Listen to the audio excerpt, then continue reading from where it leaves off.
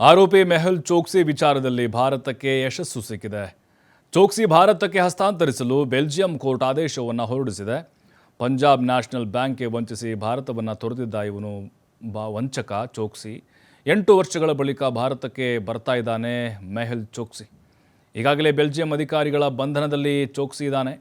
ಭಾರತದ ಕೇಂದ್ರೀಯ ತನಿಖಾ ದಳದ ಕೋರಿಕೆಯ ಮೇರೆಗೆ ಬಂಧನ ಆಗಿತ್ತು. 4 ತಿಂಗಳಿಗೂ ಹೆಚ್ಚು ಕಾಲದಿಂದ ಆತ ಜೈಲಲ್ಲೇ ಇದ್ದಾನೆ. ಚೋಕ್ಸಿ ಬಂಧನವು ಮಾನ್ಯವಾಗಿದೆ ಅಂತ ನ್ಯಾಯಾಲಯ ಹೇಳಿದೆ.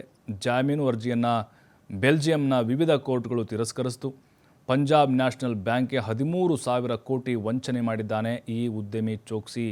ದೇಶ ಬಿಟ್ಟು ಓಡಿ ಹೋಗಿದ್ದ. ಈ ಮಲ್ಯ ಗಿಲ್ಯ ಹೆಂಗೆ ಹೋದ್ರಲ್ಲ ಹಂಗೆ ಹೋಗಿದ್ದ ಅವನು. ಈಗ ಒಬ್ಬೊಬ್ಬರನ್ನೇ ಅವ್ರನ್ನ ಕರೆತರುವಂತಹ ಕೆಲಸ ಮುಂದುವರೆದಿದೆ. ಯಾಕಂದರೆ ಬ್ಯಾಂಕ್ಗಳಿಗೆ ವಂಚನೆಯನ್ನು ಮಾಡಿ ದೇಶ ಬಿಟ್ಟು ಹೋದಂಥವ್ರು ಇವರು.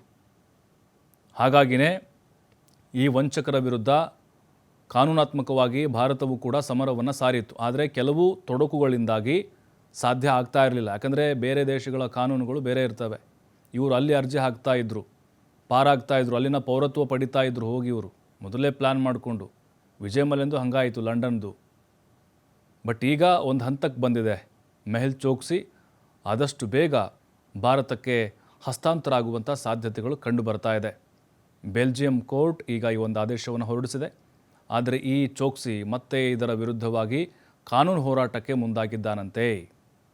ಭಾರತವನ್ನು ಕೊಳ್ಳೆ ಹೊಡೆದು ಬ್ಯಾಂಕ್ಗಳಿಗೆ ವಂಚಿಸಿ ಜನರ ಹೂಡಿಕೆ ಹಣವನ್ನು ತೆಗೆದುಕೊಂಡು ದೇಶ ಬಿಟ್ಟು ಹೋಗಿದ್ದರು ಇವರು. ಒಬ್ಬೊಬ್ಬರೇ ಈಗ ಭಾರತಕ್ಕೆ ಹಸ್ತಾಂತರಿಸುವಂಥ ಪ್ರಕರಣಗಳು ಇನ್ನೂ ಕೂಡ ತ್ವರಿತಗತಿಯಲ್ಲಿ ಆಗಬೇಕು.